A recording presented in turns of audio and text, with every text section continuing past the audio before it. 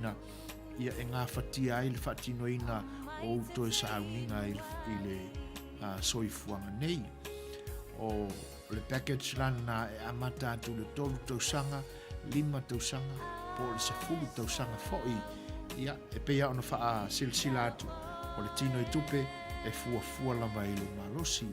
A o le wha mama a vengala e le wha pea o le ae tau mawhai tutongi a le tino i tupe ia te ofaina i le teme tasi. Ua tuina mai ia te oele a manoa e mawhai ei ona tongi pei meni ia lau tupe lea pe fast food wafe i le 3 tausanga e whai ei sauninga uma o loma liu. Ia ona whapena i lava lea ona whai lau tau o singa whengainga. A e wha maoni la i tausanga e lua pe tolu e le misi e sau pei meni. Ai o le ale whenangalo le tua i lu soifua ai a mia lo soifua i luma mai o tausanga na whai ele whengainga ai le i a toa tausanga o whengainga.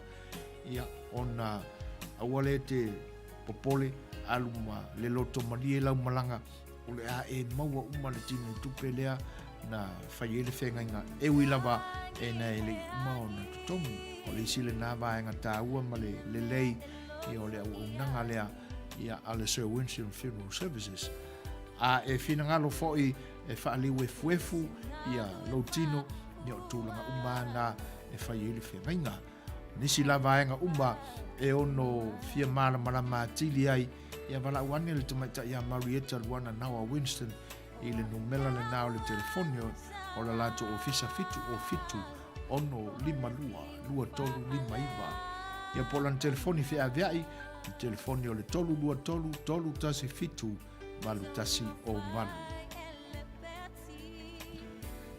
A whai o tausa ilia sauta vale le lei le nei temi ia e whaasilsila atu mlanganga whaaloalo ia ua maua nei fo i le isi company whaamama venga i nei li tātou tūlangi nei o tā ua o le performance o lo sei o le company le na ia e whaaulu le sunga ia aiki manda ia ma la latu tautua le na i le ai o Widia o le tuatusi tasi lima wha o East Widia Boulevard, Widia, California iwa o ono o tasi tu ai ngā taavale le lei anangata sawa ia e le aise vaenga i whaapopole nai ona o afi le lei uma ia e se fulu la ia e kai a kole lua vai aso e whearua iai ia o tūlanga lana ia o le au nanga i eise vaenga o whaali tonu ia i lo sa o lo ia nei au tau sa ili mai mawhau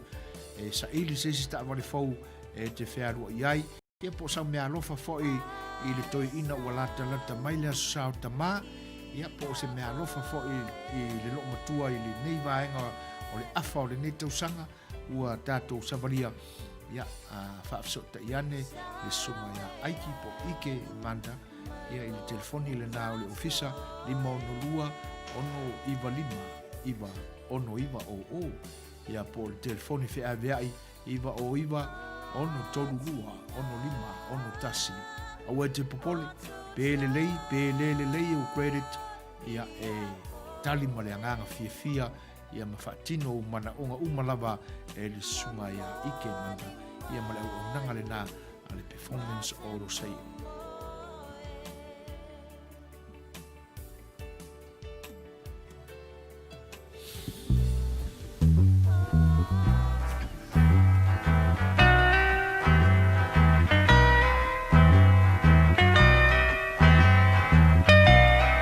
And it keeps right on the hurting since you're gone.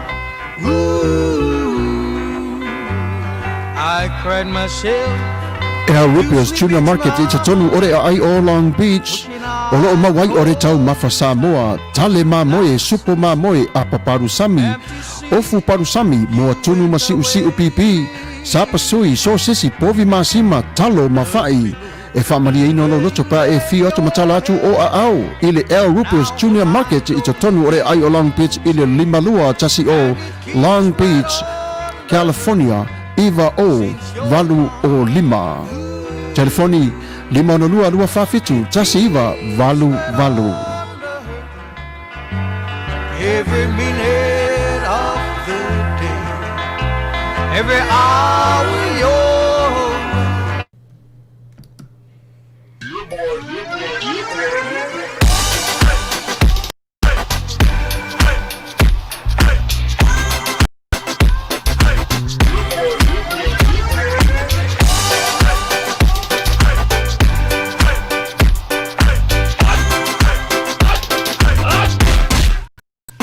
Omi te tonu lau olu au Baile te se nei ma imau Afi malu ole tama Baile lau ulu ne ima tala tala Le lau whaifa pito i te tonu Vai ima sai pa peo se pomu Le la mai loa ole tama se whaala i te Ngā pese angi so le ngā reo Sofia aile me maua. Talo fai, i ole alo manatu ni nei taimi. Kaki koe mga kua ia sofo i o ka whai whaapusa i Samoa.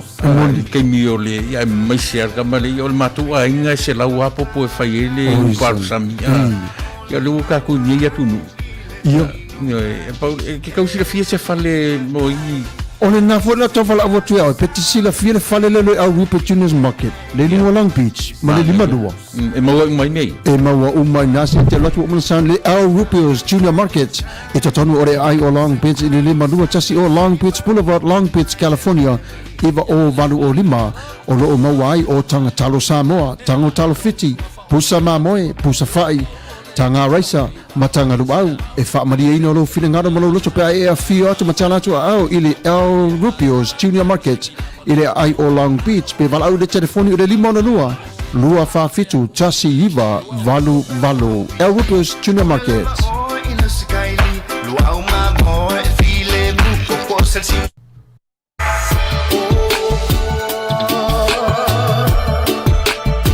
You got me feeling all alone, na na na na na. Don't wanna leave you. Oh, okay, you made me wanna move.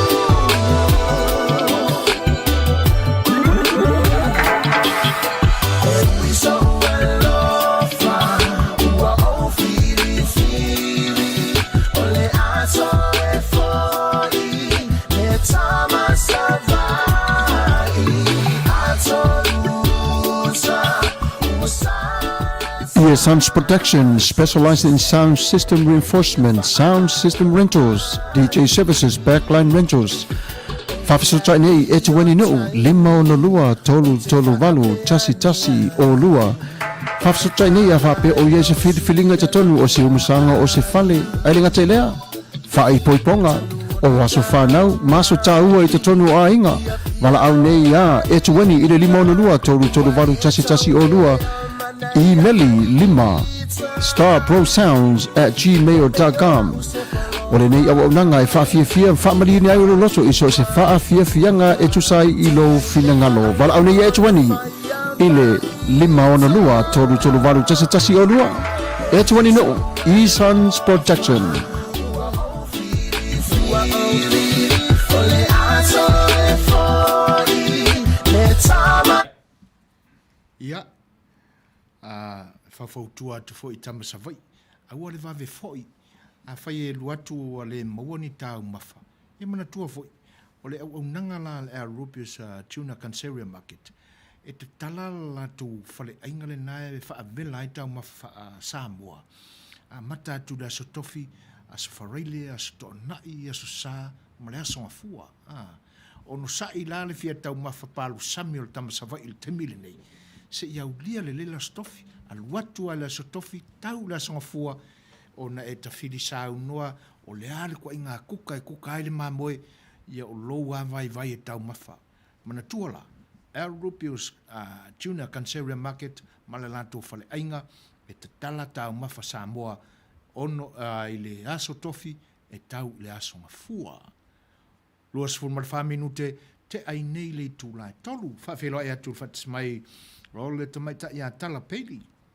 Olo o maafuta mai pea le whare tua ia tuli leifi whatai, maa lo lava whawhatai. E lenga te lea o le whawhei loa i le whatasi mai o le sunga ia tinifu ono semo, talo whalava i lau sunga sua, le fo i lau whei loa i mai le sunga ia tinifu, ia le sunga ia sua, ia mo le toe le nga fa tai le nga te lea ia o se uso lea wa leva o le foto ato e Fai'oa ile iai Nikola ulu talo fa lava tamba o le siu pusi ia le foi lau Fai'oa i mai talo fa South Radio USA long time good morning from Sydney se fulu minute te ai nele tu lai balu malo fa tele lava Nikola ulu o le nai ma walunga le au ina o le masina e soifua lau le lei tatou Fai'oa i fo ile nei taimi e fa peo e asiasi a kuila e paisamo ia e whaftai o le nāua tātou toi Fai'oa i manuia.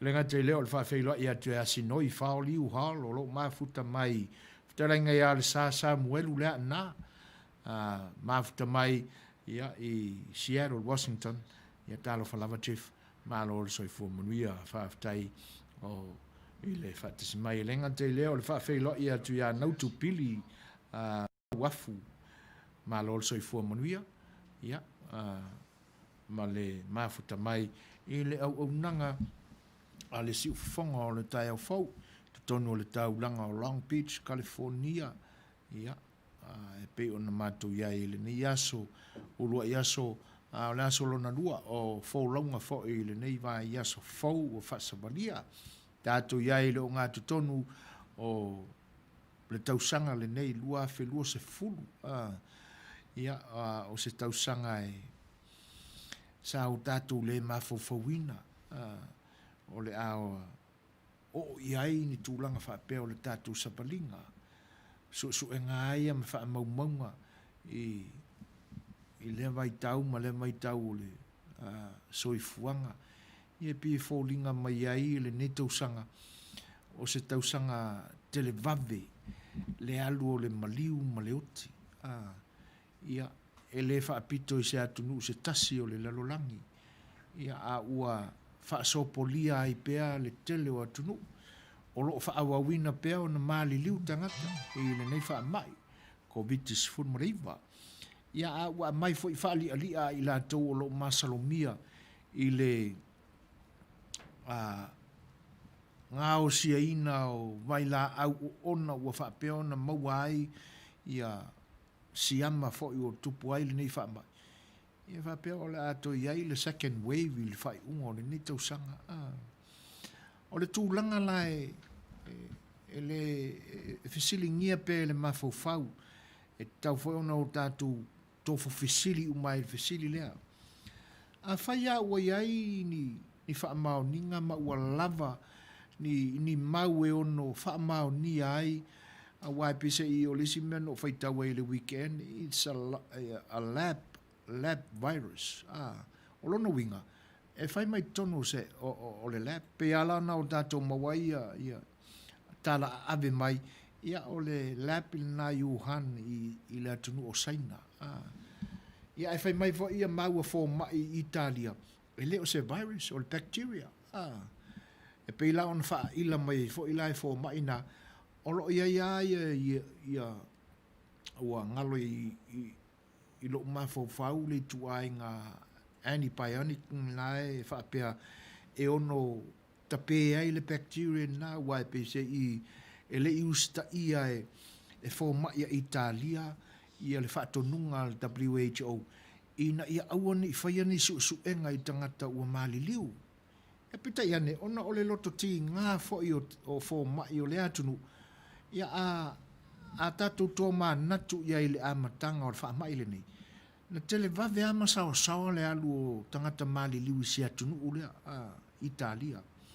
Pi fōlinga mai la, o le mafu angale na o le kea ma le popole ia ia fō mai Italia i sa ia na wha salalau e taiulu fo i o le WTO i na ua maua fo i suenga. E whaapea o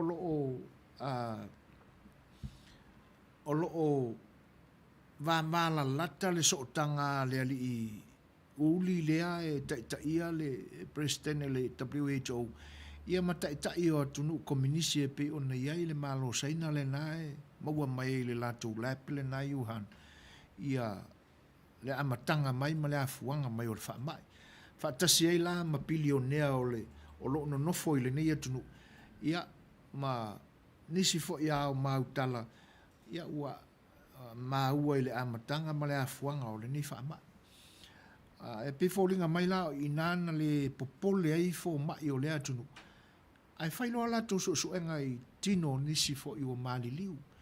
Ma maua ai la. Ia la lato mau le nae pe ona e le se virus o le bacteria.